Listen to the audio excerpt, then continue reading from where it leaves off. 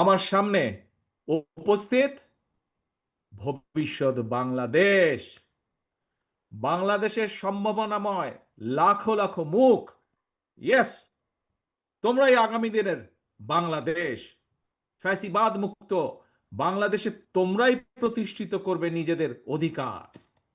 আজকের প্রবীণ যারা, তাদের এই অভিজ্ঞতা, পরামর্শ আর তোমাদের বিচক্ষণ এবং বুদ্ধিদীপ্ত ভূমিকায় নির্মিত হবে ইনশাআল্লাহ আগামী দিনের বাংলাদেশ, লাখো শহীদের আকাঙ্ক্ষার বাংলাদেশ।